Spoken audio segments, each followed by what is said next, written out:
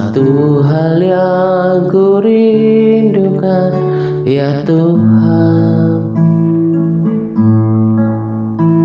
selalu berada di dekatmu,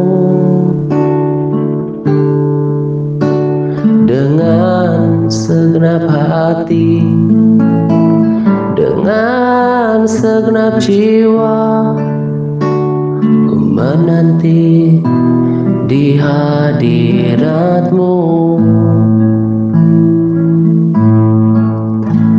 Satu hal yang ku rindukan, ya Tuhan, selalu berada di dekat-Mu, dengan segenap hati, dengan segenap jiwa. Ku menanti di hadirat-Mu. Lebih dalam lagi ku rindukan Tuhan, lebih dari segala yang ada. Lebih dalam lagi ku cinta Kau, Yesus. Ku mengasihi-Mu.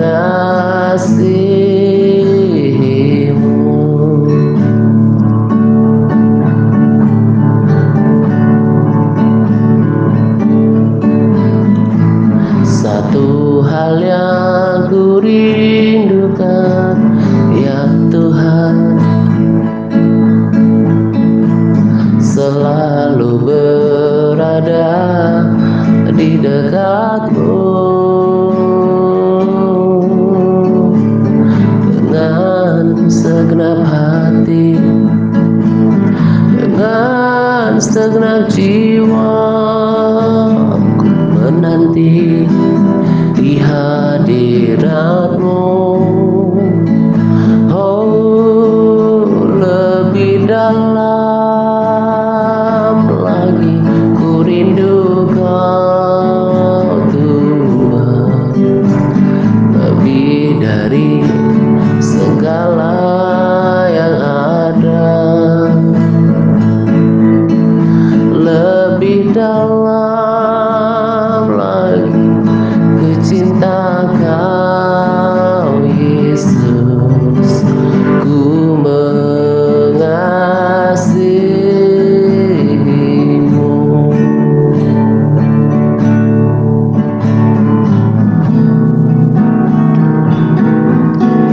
Lebih dalam lagi ku rindu Kau, Tuhan, lebih dari segala yang ada. Lebih dalam lagi ku cinta Kau, Yesus. Ku mengasihi-Mu. Lebih dalam lagi ku rindu Kau, Tuhan, lebih dari segala yang ada. Lebih dalam lagi ku cinta Kau, Yesus. Ku mengasihi-Mu. Lebih dalam lagi ku rindu Kau, Tuhan, lebih dari segala yang ada. Lebih dalam lagi ku cinta Kau, Yesus. Ku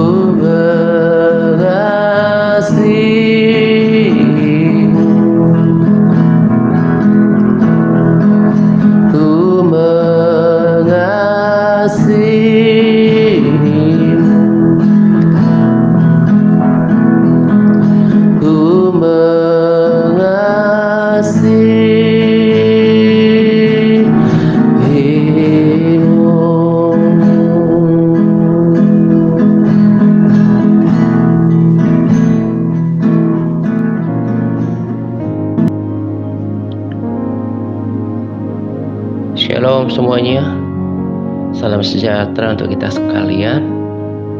Hari ini saya akan berbagi kesaksian tentang kuasa doa gitu ya.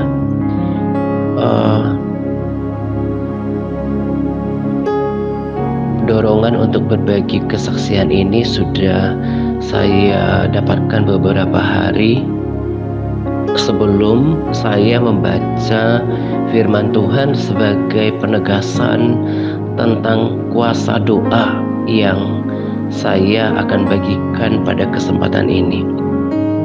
Kita masuk ke firman Tuhan dulu gitu ya. Di Kisah Para Rasul 12 ayat yang pertama sampai dengan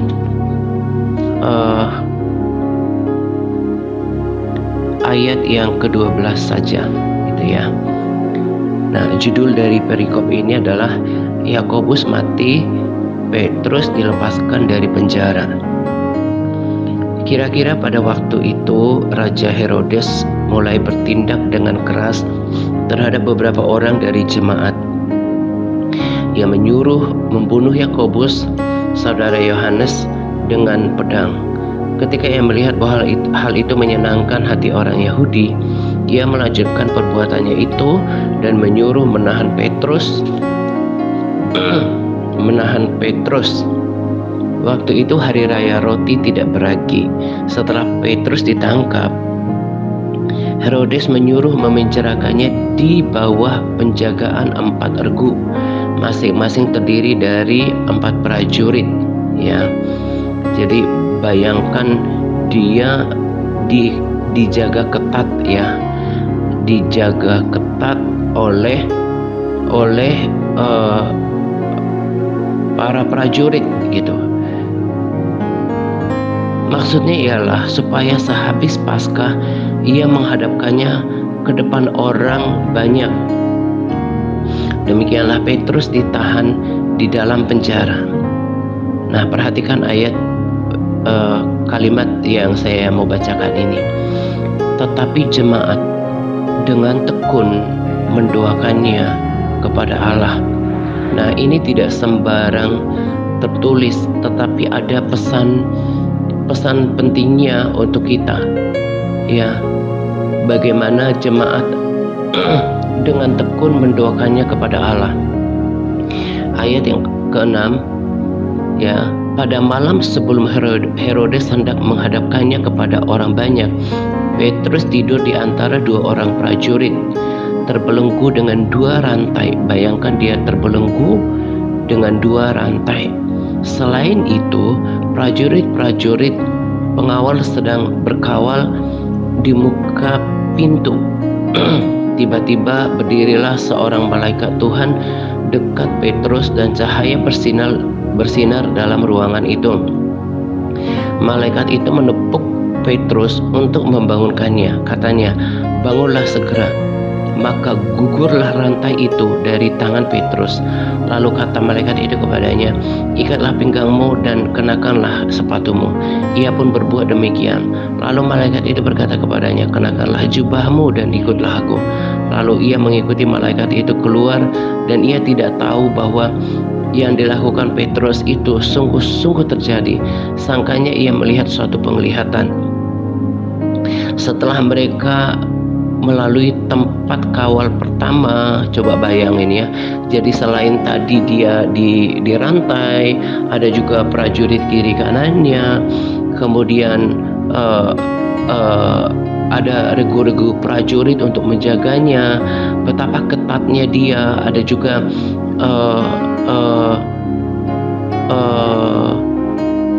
tempat-tempat kawal yang pertama, kedua ya. Betapa sangat tidak memungkinkan untuk Petrus lepas gitu ya. Sampai mereka pintu gerbang besi yang menuju kota ya, itu ditutupi. Selain tadi prajurit, ada pengawal-pengawal gitu ya. Dia berada di tempat gerbang besi yang tidak mungkin dilalui dengan kekuatannya sendiri. saya lanjutkan, pintu itu terbuka dengan sendirinya bagi mereka. Mereka itu maksudnya bagi Petrus dan malaikat itu. Setelah tiba di luar, mereka berjalan sampai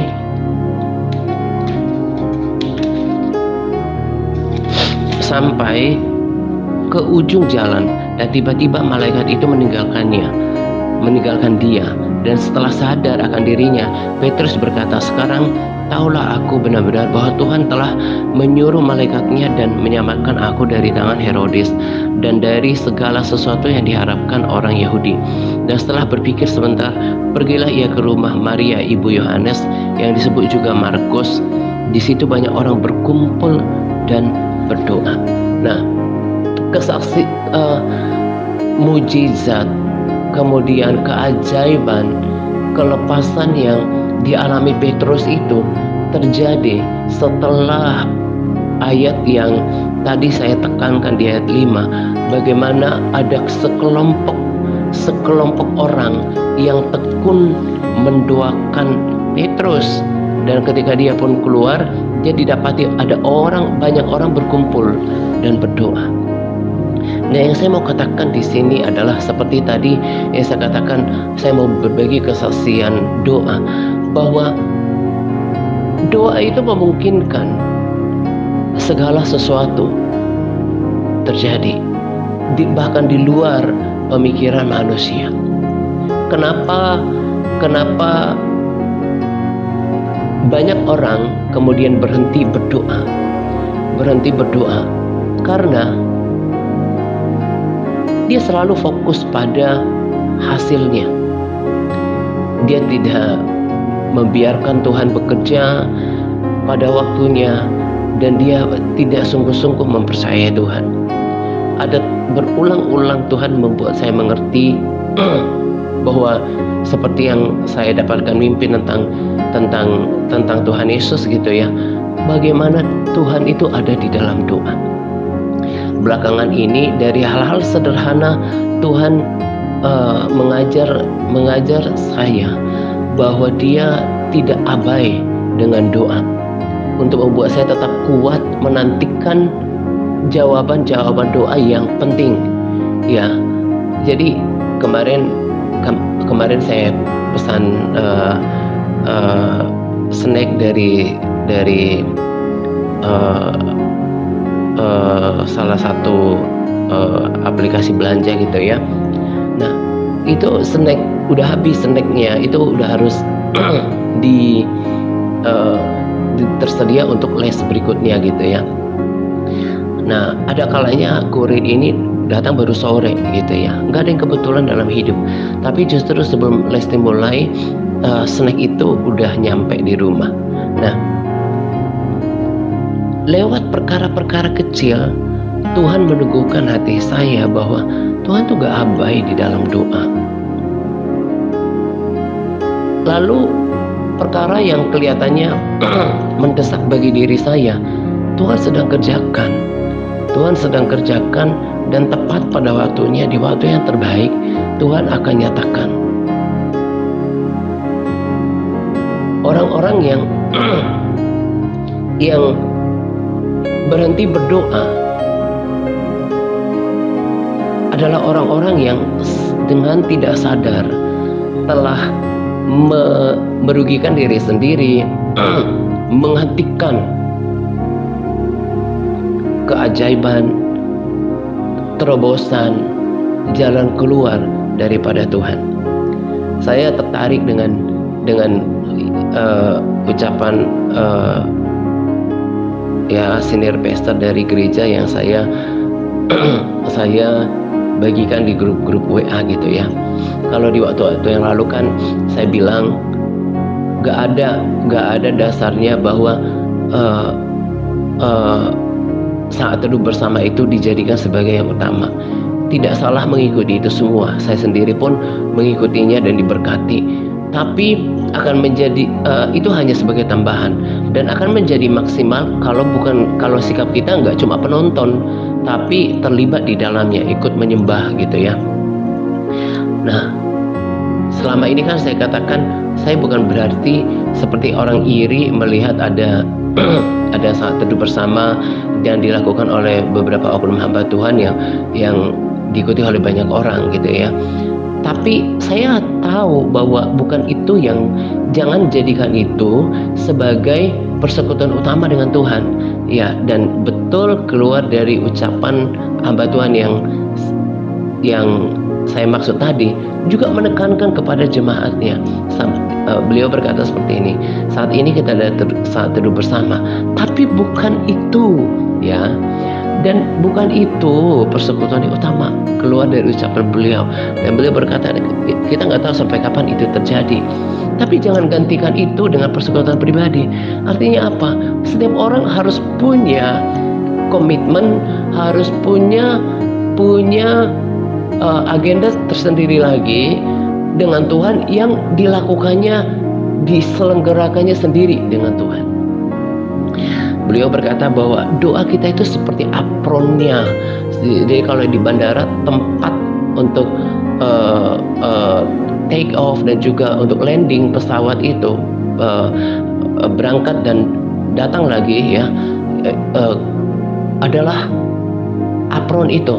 Nah, juga berarti bahwa doa itu adalah tempat Tuhan untuk datang, untuk mengunjungi kita. Sama seperti pujian, itu nggak bisa dibantah. Allah bertata di atas pujian orang benar. Ketika pujian yang tulus, yang sungguh-sungguh dipersembahkan, itu sudah hukumnya Allah akan bertata. Ya, apalagi belakangan ini, dan saya rasa kuasa yang luar biasa gitu ya, ada kelepasan. Jadi pujian itu seperti, pujian itu kan pedang, pujian itu seperti sikap pemberontakan juga terhadap kuasa-kuasa yang berusaha untuk menekan, melemahkan kita gitu ya. Jadi saya bukan cuma ikutin pujian siang gitu ya, tapi malam juga secapek apapun saya pasti putar pujian penyembahan yang ada di ibadah-ibadah di channel yang saya ikutin gitu ya. Saya sungguh-sungguh ikutin, sungguh-sungguh, dan saya merasakan di dalam spirit saya bahwa akan ada kelepasan, ada breakthrough, ada perlawanan terhadap kuasa-kuasa kegelapan, dan saya saksikan itu di dalam diri saya sendiri dan juga di dalam pelayanan ini. Nah, sebelum lupa, saya mau katakan kepada kita, kalau mau betul-betul ingin berontak, ingin lepas daripada yang namanya keterpurukan kerohanian, menjadi lemah, menjadi lesu, termasuk problem yang ada yang kita hadapi, banyak-banyak memuji Tuhan. Ya, di dalam pelayanan anak-anak juga kami sudah adakan pujian penyembahan gitu ya. Jadi bukan cuma penyembahan, dan memang berbeda ya. Jadi ketika bangsa Israel meruntuhkan tembok Yeriko dan juga peperangan yang lain gitu ya, mereka itu dengan sorak-sorai kepada Tuhan. Ada kuasa dalam sorak-sorai, ada kuasa dalam pujian.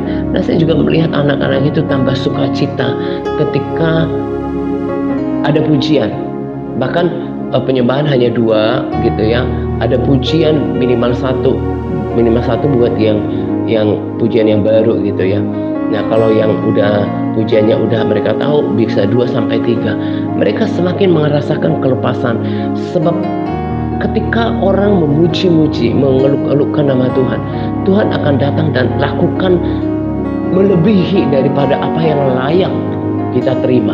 Jadi kalau misalnya ada orang memuji Tuhan dengan sungguh-sungguh gitu ya, maksud saya itu yang layak kita terima adalah misalnya orang itu masih proses berubah, proses dalam ketaatan, tetapi ketika sungguh-sungguh ada pujian yang keluar dari hati dan sungguh-sungguh, Tuhan seperti menutup mata dengan apa yang masih kurang dalam diri orang itu, mungkin ketidaksetiaannya, ketidaktaatannya, bukan berarti kompromi ya, tapi karena memang Tuhan akan melakukan bagiannya atas dasar pujian yang dinaikkan tadi. Jadi kalau memang mau berontak terhadap keadaan yang menekan gitu ya, bangkit sebagai pemenang, berkobar-kobar, banyak memuji Tuhan, bukan cuma menyembah. Saya kalau pagi saja rasanya, kan saya juga suaranya keras gitu ya, saya lompat-lompat gitu, sungguh-sungguh gitu. Saya malah biasanya agak kurang kurang merdeka, kurang bebas kalau memuji Tuhan di gereja-gereja, ketika di gereja gitu ya. Apalagi ketika lihat kiri kanan itu kok kayaknya memuji Tuhan itu apa ya, ada yang cuma bengang-bengong gitu ya, belum mengerti kuasa pujian kan sedikit berpengaruh, walaupun sebetulnya nggak mau terintimidasi gitu ya, nggak mau terpengaruh, tapi sedikit banyak ada pengaruhnya kita yang bergembira, yang bertepuk tangan, yang melompat-lompat, terus ada kiri kanan kita yang diam-diam aja gitu ya. Saya malah dengan di rumah dengan pujian yang mendengarkan itu lebih merdeka, lebih apa adanya, nggak perlu terganggu, walaupun gangguan itu tidak banyak gitu ya, dengan orang lain. Saya sungguh-sungguh memuji Tuhan. Kalau pagi kan memang saya tenang, saya penyembahan gitu ya.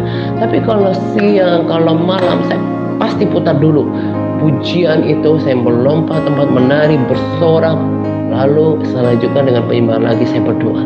Dan saya rasakan roh saya menyala-nyala, dan anak-anak itu pun berpengaruh. Dan ketika pujian dinaikkan, Allah sendiri yang berperang di atmosfer di kota ini, di dalam keluarga kita, di kota apapun. Kuasa pujian itu membawa kemenangan kan. Ketika kita membaca tentang kisah-kisah orang Israel, ketika mereka bersorak, berseru haleluya, itu berseru kepada Tuhan, Allah yang akan melakukan bagiannya jauh melampaui pikiran kita. Banyak-banyak memuji Tuhan kalau ingin terus bersemangat di dalam Tuhan, bergairah di dalam Tuhan. Nah, saya kembali kepada doa. Jadi tempoh hari ya, kalau saya lihat ketika dibagikan oleh tim admin pokok-pokok doa, kita berdoa tentang anak-anak itu ya, yang tadinya malas gitu ya. Saya kemarin ketika hari Jumat, saya bersuka cita ketika mereka mulai datang lagi. Satu hal yang saya syukuri adalah terus melukas saya itu karena ada yang berdoa. Itu karena ketekunan kita untuk berdoa. Dan pelayanan di sini berkali-kali saya katakan, bukan cuma pelayanan saya sendiri yang ada di kota ini. Tadi kita belajar ada sekumpulan orang yang berdoa, yang menggerakkan hati Tuhan. Tuhan itu setia. Dia tidak bisa menyangkali. Dia tidak bisa berpura-pura nggak dengar. Dia tidak bisa berpura-pura nggak tahu. Dia merasa berhutang dengan doa-doa yang dinaikkan kepada dia, dan dia akan jawab. Saya sangat percaya ini adalah karena kuasa-kuasa doa kita. Tidak orang-orang yang lama mulai datang, orang tadi yang malas-malasan mulai datang. Dan saya punya kerinduan ke depan, setiap kali kita les dan juga pujian penyembahan gitu ya, saya bahkan bagikan video pujian penyembahan mereka di grup. Orang tua mereka tidak anti gitu ya, dan beberapa orang katakan ya nggak apa-apa gitu ya, memuji Tuhan Allah kita gitu ya. Dan berharap ke depan setiap ada pertemuan itu bisa 20-an yang bersorak-sorai dari tempat ini. Dari saya, kalau nanti Tuhan izinkan lebih lagi pelayanan kita di sini, standar-standar yang harus atau prinsip-prinsip dasar yang harus tekankan adalah takut Tuhan, taat ketakut Tuhan ya, ketaatan tentunya, dan juga harus kaya dengan pujian penyembahan. Kemarin ya, saya coba berpikir saya mau coba sesekali ikutin pas pujian dari gereja tertentu lah gitu ya. Lalu saya lihat yang saya ikuti dulu ya, itu di online-nya mereka cuma 1 jam loh. Itu sudah berikut pujian penyembahan, udah berikut pujian penyembahan sama firman. Nah, kalau efektifnya itu kurang lebih 1 jam gitu ya, efektifnya paling cuma 45 menit. Itu betul-betul hanya setengah daripada gereja yang saya rekomendasikan videonya sekarang. Dan kalau kita lihat kan memang kadang durasinya 2 jam, rata-rata 2 jam, 2 jam setengah, tapi kan efektifnya dari pujian sama penyembahan itu kurang lebih 1,5 jaman. Itu berarti 2 kali lipat daripada biasanya. Saya pun dengan anak-anak ini ya, ini cerita tentang firman Tuhan ya,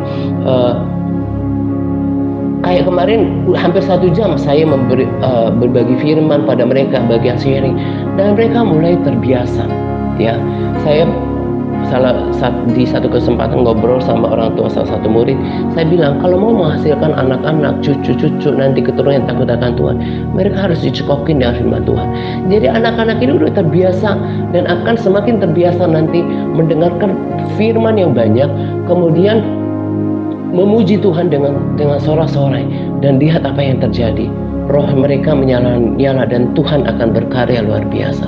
Ketika saya compare dengan gereja yang sekarang kita ikutin gitu di rekomendasi video dan juga yang saya ikutin gitu ya, beda atmosfernya.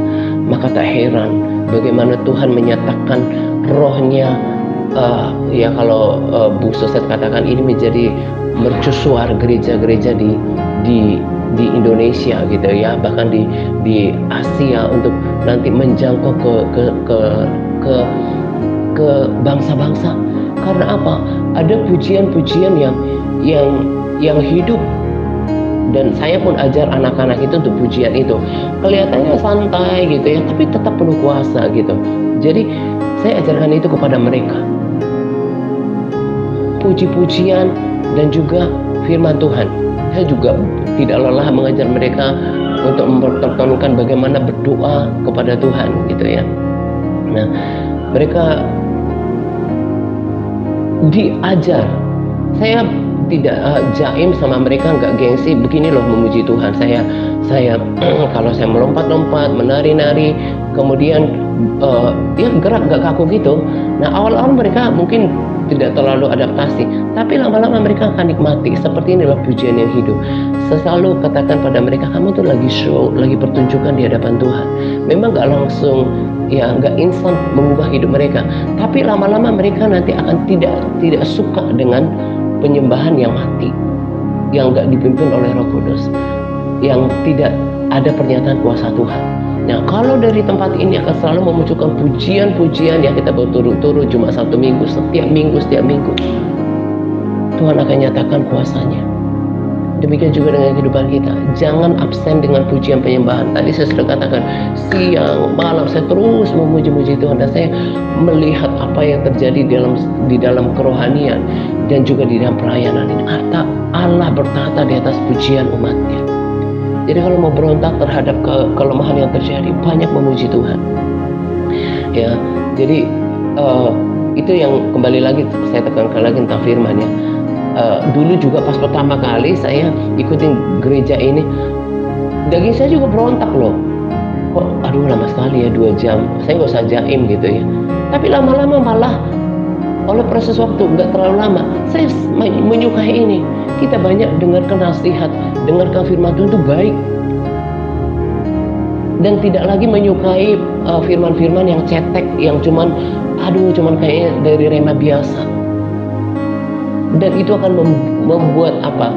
Firman yang bernutrisi, yang dari pembacaan firman Tuhan dan dari khotbah seperti itu akan terus memberikan stimulasi yang positif untuk pertumbuhan kerohanian kita. Kita menjadi terus bersemangat, bergairah dalam Tuhan, terisi terus makan rohaninya. Dan kembali kepada doa ya, ada bahkan masa beberapa waktu yang lalu saya langsung update beberapa nama ini udah kayaknya tuh jadi bukan prioritas utama didoakan gitu ya. Tapi ternyata lewat kemarin, sungguh-sungguh Tuhan menjawab doa kita. Maka teruslah berdoa, baik untuk kehidupan pribadi, untuk kebangunan rohani gitu ya. Karena itu caranya, dengan cara berdoa, memuji, menyembah Tuhan, maka akan melibatkan kuasa Tuhan. Doa pujian penyembahan kita seperti apronnya kuasa supranatural untuk datang. Kenapa orang semakin terhimpit? Dia nggak teriak nggak berontak dengan pujiannya. Memuji Tuhan itu kok kayaknya malas. Karena saya rasa memang di antara kita pun tidak lagi banyak yang menyala. Tapi kalau punya kemauan untuk berontak dari keadaan itu, ikuti kesaksian dan teladan yang saya bagikan. punya jadwal memuji Tuhan, menari-nari memuji Tuhan dengan segenap hati, dan jangan tinggalkan doanya. Itu satu-satunya, dan teruslah terbangun di atas firman. Itu akan memberikan nutrisi yang baik bagi kerohanian kita. Dan nanti juga suatu saat saya akan bagikan gitu ya, tentang apa konferensi anak-anak muda mereka gitu ya. Saya baru bagian satu sesi supaya apa? Termotivasi untuk mendoakan kebangunan rohani di kota ini. Bukan cuma di kota ini, mungkin di kota kita masing-masing. Kalau udah kehilangan gairah dengan Tuhan, maka tidak punya lagi gairah untuk mendoakan hal-hal seperti ini. Doa gak boleh absen dari kehidupan kita. Mulai dengan pujiannya tadi, lawan kelemahan, lawan kesesakan dengan bersorak kepada Tuhan. Nanti dari situ setelah bersorak itu kan ada kelepasan, kemudian akan mudah lagi untuk berdoa.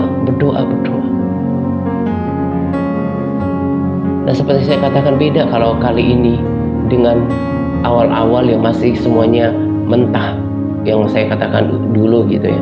Kalau sekarang sudah ada yang bertumbuh, sudah ada yang diproses, ada jiwa baru. Dan selama kita sungguh-sungguh mau berdoa, mau melihat Tuhan lewat kota ini, bahkan kalau lewat kota ini ada kebangunan rohani juga, kita harus juga punya iman, kita punya kerinduan kota ini menjadi epicentrum kebangunan rohani. Kita juga minta sama Tuhan pakai kita. Sebab tidak mungkin hanya satu kelompok saja yang menuai, terlalu banyak tuaian. Tetap aja kalau gereja itu udah besar, tetap aja mereka tidak akan cukup untuk menjangkau semua bangsa.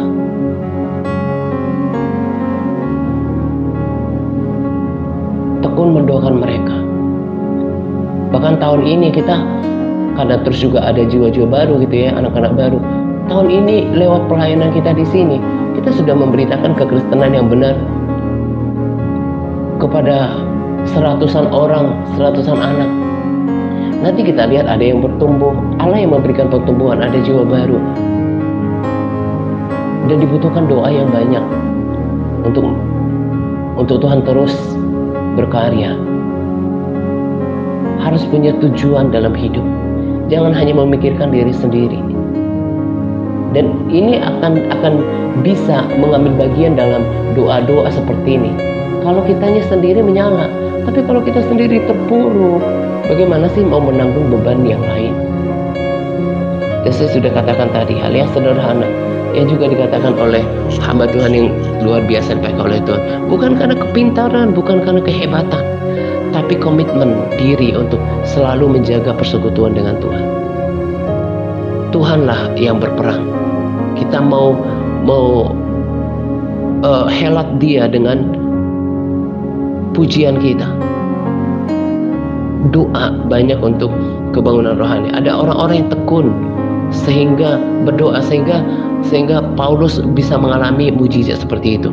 Tetapi ini juga berarti kalau kita mengalami tekanan, kesesakan dalam kehidupan, itu juga mencakup itu gitu loh. Jadi kalau kita memuji Tuhan, kita kan melihat kelepasan-kelepasan dari belenggu-belenggu, dari hal-hal yang mengikat kita. Hanya kalau kita bersedia mengalokasikan waktu kita untuk berseru-seru kepada Tuhan, bersorak-sorak lewat pujian penyembahan, baru roh kita bangkit, kita berdoa. Hanya orang yang tetap melakukan bagiannya yang akan tetap kuat sampai pertandingan iman. Dan bukan cuma sampai pada pertandingan iman, tapi dia pemenang, dia membuat sejarah. Saya bukan orang hebat, tapi saya tipikal orang yang kalau saya tahu benar, saya akan lakukan. Kebanyakan orang hanya seperti engsel pintu gitu ya, tahu tapi berputar-putar di situ saja. Saya percaya kalau kita tetap sepakat dan yang ditanamkan adalah kebenaran firman Tuhan, ketaatan, takut Tuhan. Saya selalu bilang sama mereka, tulang gak rela ya kalau ada yang main-main dalam memuji Tuhan. Kalian tahu kan tulang tegas, nanti saya suruh keluar kalau main-main. Di mana ada penghormatan kepada Tuhan, sama seperti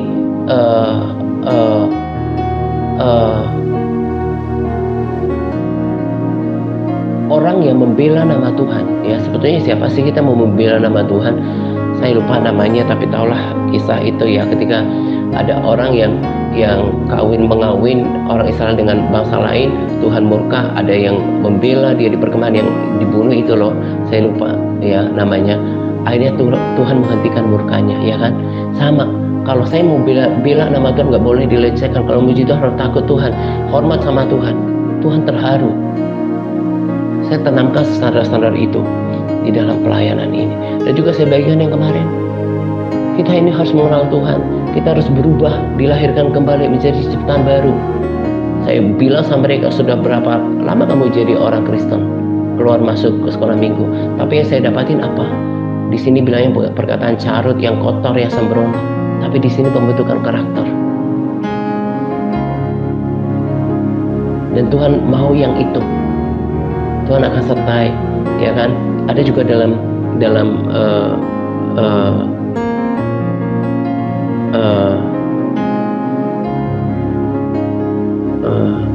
ayat sebelumnya yang saya baca ya, dikatakan bahwa Tuhan meneguhkan pemberitaan orang-orang itu, ya, pemberitaan jemaat-jemaat mula-mula, karena mereka memberitakan kebenaran firman Tuhan. Kita juga sepanjang kita berjalan dalam standar yang benar, mengembalikan kekristenan bukan cuma agama atau status. Tuhan akan meneguhkan pelayanan kita, lengkapi dengan doa-doa, memuji Tuhan, rindukan kebangunan rohani. Kalau kita sudah lakukan bagian kita untuk Tuhan gitu ya, maksudnya kita lakukan pekerjaan Tuhan, apakah Tuhan akan berdiam diri? Tidak mungkin. Tapi karena kita fokus pada diri kita sendiri, akhirnya kita kurang melihat penyertaan Tuhan. Jadi salah satu orang yang diubahkan di dalam pelayanan, dalam kekristenan dan pelayanan kita adalah dia nggak hanya lagi fokus pada diri sendiri, tapi dia tangkap visi. Anak-anak ini juga udah perlahan-lahan naik persentasenya, mulai tangkap visi, mulai mereka menjangkau teman-teman mereka. Dan doakan juga supaya mereka mengalami kepenuhan Roh Kudus, itu akan lebih dahsyat lagi. Ya, bangun apron untuk Tuhan, landing dan juga take off. Untuk datang itulah pribadi. Kalau terlalu sulit untuk membangun kembali doa, putar lagu-lagu pujian dan ikut. Jangan jaim, memuji, bertepuk tangan, bersorak kepada Tuhan. Dan nanti akan ada belenggu-belenggu yang dilepaskan dari hidup kita. Akhirnya apa yang saya bagikan pada kesempatan ini tidak hanya didengar, tapi langsung dilakukan. Seperti yang tadi saya katakan, kalau saya tahu itu benar, saya langsung lakukan. Supaya kita bangkit dan tidak menyesal. Karena kita tidak semakin terpuruk tentunya ya. Kenapa ada orang-orang yang menang? Seperti gereja inilah, mereka penuh dengan roh yang menyala-nyala. Karena mereka mengenal Tuhan itu dengan baik. Mereka juga nggak asal-asalan tuh adakan ibadah, pujian-pujian yang wangi. Saya bisa juga rasakan orang-orang yang dibentuk dari leader-leader di gereja ini adalah mereka yang sungguh-sungguh, yang punya hati yang murni, yang menjaga persekutuan dengan Tuhan. Firman-firman yang diberikan juga bukan kayak cuma rema biasa. Dan itu mengenyangkan, membangkitkan. Itu yang kita mau teladani dan kita mau jadi bagian daripada itu. Gitu ya. Lakukan ini ya di dalam parnya, tetap semangat lakukan itu semuanya. Ya, Tuhan Yesus memberkati kita senantiasa. Amin.